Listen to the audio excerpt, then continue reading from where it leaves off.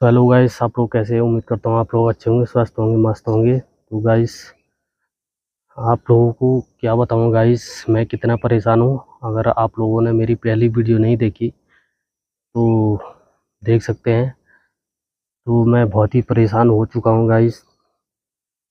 आज के ज़माने में औरतों पे विश्वास करना बहुत ही बड़ा मुश्किल और गंभीर विषय बन गया है।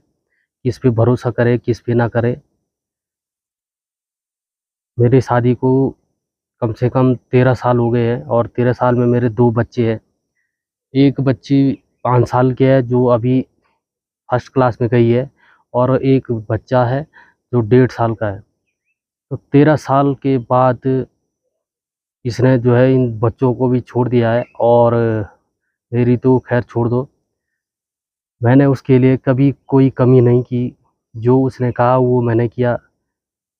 उसको मैंने 9 साल का करीब मैंने उसको दिल्ली में रखा, गाज़ियाबाद में रखा, रुड़की में रखा, और देहरादून में घुमाया। तो हर जगह मैंने उसकी ख्वाहिश पूरी की, और घर पे भी मैंने उसको बड़े अच्छे से रखा था।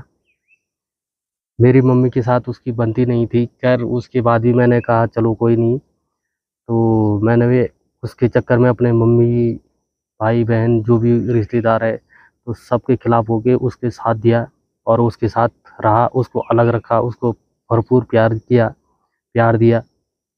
लास्ट में उसने मेरे को इस हाल में छोड़ दिया है कि मैं कुछ कह नहीं सकता उसने क्यों किया। तो हुआ ये है गाइस कि मेरा मकान का काम लग रखा था। तो एक खच्चर वाला है, तो उसने जो है मेरे यहाँ बजरी कंक्रीट जो भी वो पत्थर वगैरह होते हैं तो मैंने उससे सरवाया था।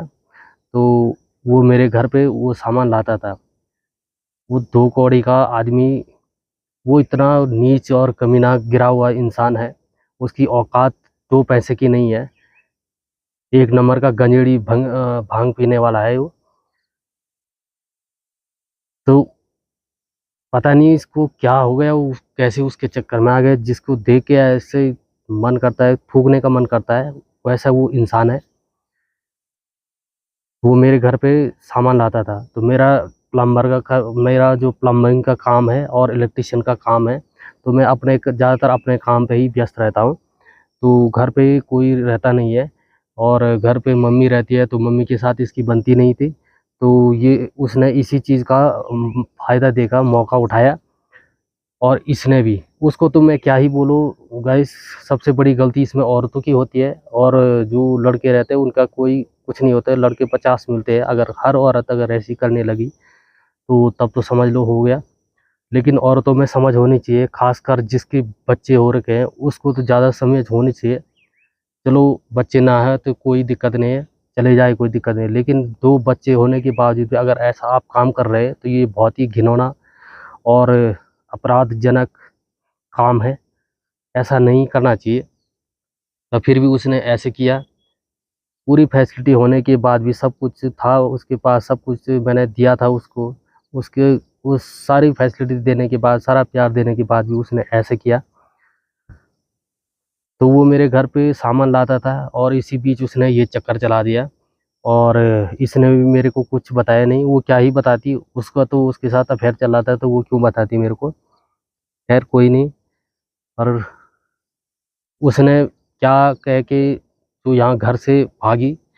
तो मैं आप लोगों को आज बताता हूँ कि उसने क्या-क्या किया मेरे साथ, ठीक है? तो मैं केदारनाथ में रहता हूँ, मेरा वहाँ पे होटल है, और मैं होटल का मेरा काम भी चलता है। तो वहाँ पे मेरा होटल था, और ये खच्चर वाला भी वहीं जा रखा था। शुरुआती में जब सीज़न खुला तो वो भी वहीं आ रखा था। हमारे जो दुकान है उसके नीचे उसका डेरा था।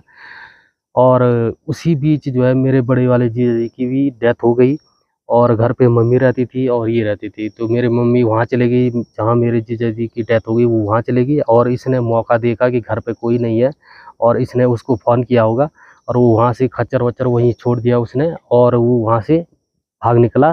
कहाँ? मेरे यहाँ, ठीक है? और मुझे कुछ भी पता नहीं चला। तो जो अड़ोस-पड़ोस वाले लोग थे उन्होंने मेरे को बताया कि वो यहाँ आ रखा था। तो हम 2-3 दिन तक उसको देखते रहे। वो हमने कहा भाई कहाँ चला गया वो, कहाँ चला गया? उसने कहा मैं चिल्लू के लिए जा रहा हूँ घर पे। उसने मुझे भी उस चीज़ का कोई अनुमान नहीं था कि ऐसा होगा, क्योंकि वो मेरे सामने इसको दीदी दीदी कहता था और ये भी उसको भाई मानती थी। तो ऐसी औरतों का कोई भाई नहीं होता, कोई माँ नहीं होता, कोई बाप नहीं होता, ठीक है? ये एक हवस के पुजारी औरत होते हैं, ये ऐसे हवसी होते हैं। वो कभी यहाँ कभी वहाँ, इसको नए-नए आदमी चाहिए और कुछ नहीं चाहिए, रिश्ते इसके लिए कोई मायने नहीं रखते, ठीक है? तो इसने क्या किया, वो घर पे आया और यहाँ मैं केदारनाथ में रहा, वो पूरे 2-3 दिन तक यहाँ रहा, रुका रहा। उसके बाद हल्का-फुल्का मेरे को पता चला, मैंने उसको वहाँ दुकान में बुलाया और उसको जो है थोड़ा बहुत उसको बताया, तो वो समझ गया कि इसको पता लगने लग गया। तो उसने इसी भी चीज़ का फ़ायदा उठाया कि जब तक ये घर पे जाता है, इससे पहले ही हमें काम करना है। तो इसने उसने यहाँ से इसको बताया होगा। तो जब मैं घर पे आया 2 दिन हुए थे, 2 दिन में ही इसने क्या किया कि मैं बोलने का मौका नहीं मिला मेरे को इस 2 दिनों के बीच, और तीसरे दिन में ये घर से दोनों के दोनों भाग गए। सुबह उसने मेरे को बताया कि मैं घास के लिए जा रही हूँ, क्योंकि आजकल सावन का महीना चल रहा है, तो यहाँ पर थोड़ा बारिश वगैरह होती है। तो इसने कहा कि इसने खाना-वाना जल्दी बना दिया 10-11 बजे, और उसके बाद मैं काम पे चला गया और इसने कहा कि मैं जल्दी आ जाऊँगा और मैं घास के लिए जा रहा हूँ। तो मैंने कहा चल, वो डेली जाती थी, मैंने क्या पूछना था उसको कि कहाँ जा रही है, क्या जा रही है? मैंने कुछ नहीं पूछा, मैंने कहा चल ठीक है, घास के लिए जा रही है तो लेके आना जल्दी। 3 बजे बारिश स्टार्ट हुई, तो मैंने उसको फ़ोन लगाया, उसका फ़ोन स्विच ऑफ आ रहा है। तो फ़ोन स्विच ऑफ आने के बाद उसके बाद मैंने कहा चलो यार, 3 बारिश लगी होगी, कहीं रुक रही होगी या गाँव में कहीं किसी के पास होगी, तो कोई बात नहीं। मैंने कहा शाम तक लौट आएगी, क्योंकि शाम तक भी कई बार आती थी वो, अंधेरे तक भी। तो मैंने कहा आ जाएगी।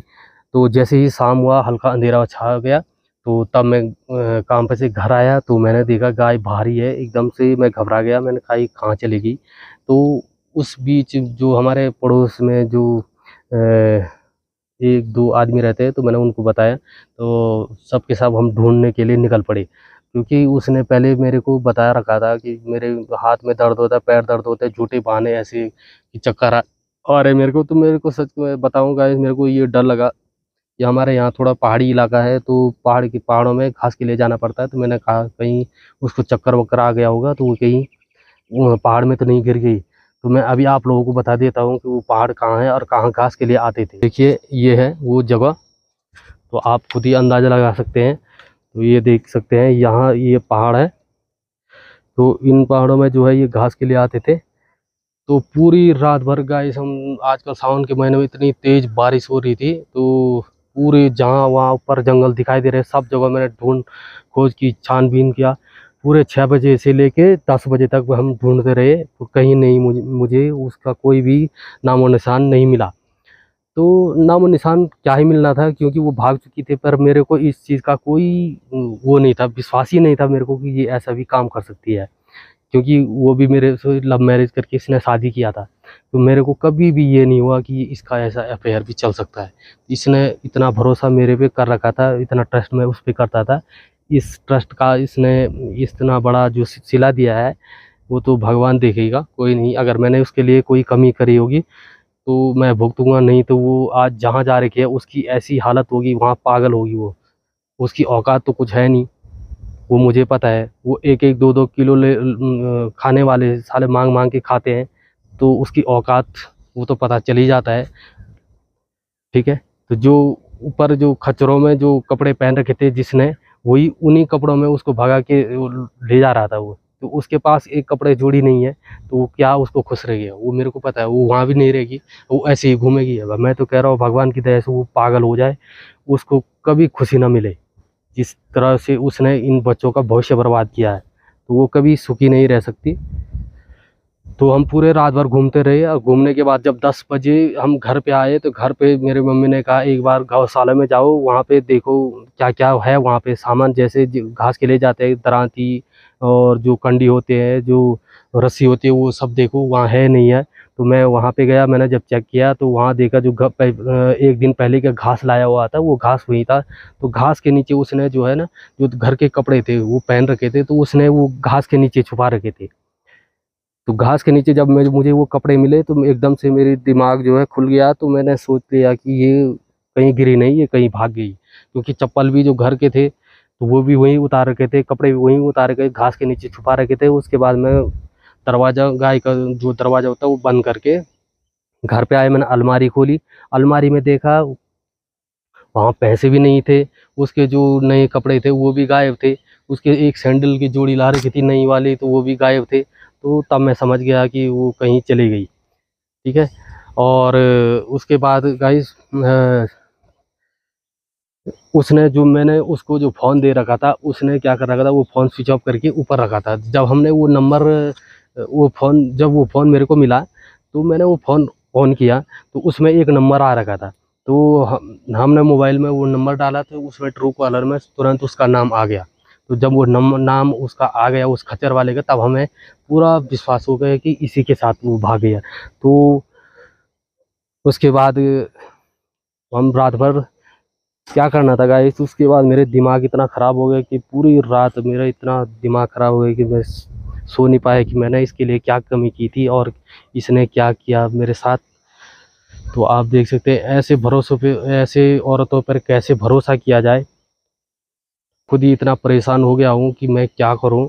अब मैं इन 2 बच्चों का, मैं तो यही सोच रहा हूँ, मैं इसकी तो मुझे कोई परवाह नहीं है, पर मैं इन बच्चों का जो है कि कैसे देखूँ। आप खुद ही सोच सकते हैं, मैं एक काम करने वाला आदमी हूँ, मैं तो बाहर जाना ही पड़ता है मुझे, और घर पे केवल कोई नहीं है, 2 भाई मेरे बाहर रहते हैं और मम्मी बूढ़ी है।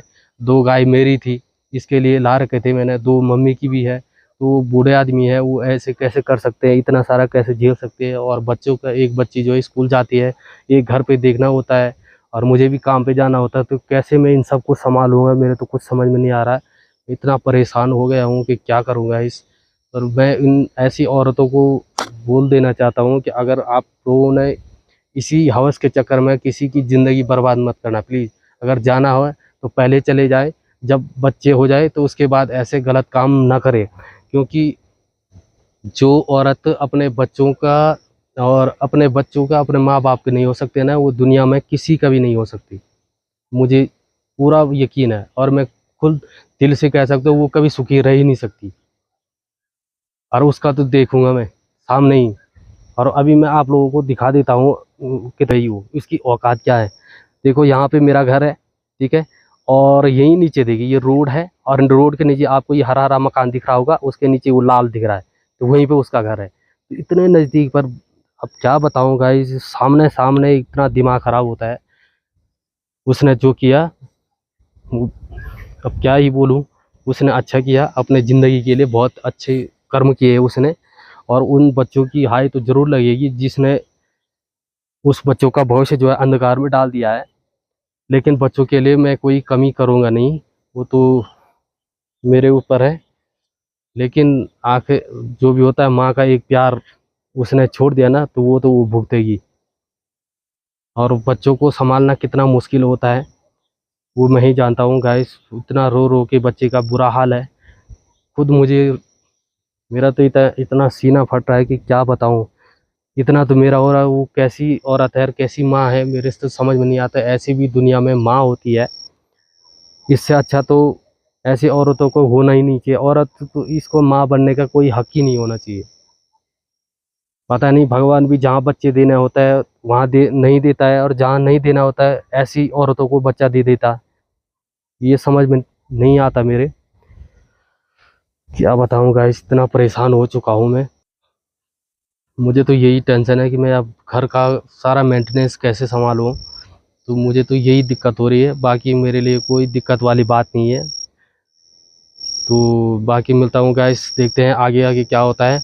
और कल जाके मैं तुरंत कंप्लेंट करूँगा और उनको बताऊँगा अच्छी तरह से कि कैसा होता है, किसी का घर उजाड़ना कितना मुश्किल काम होता है, कितना बुरा उसने किया मेरे साथ। तो उसके साथ भी भगवान चाहे वो उसके साथ भी ऐसे ही हो। ठीक है, तो मिलते हैं कल। और कल जाऊंगा मैं और वहाँ पे रिपोर्ट करूँगा, गुमशुदगी दर्ज करूँगा। और उसकी, उसने जो किया ना पुलिस वालों से, उसकी ऐसी की तैसी करवाऊँगा मैं।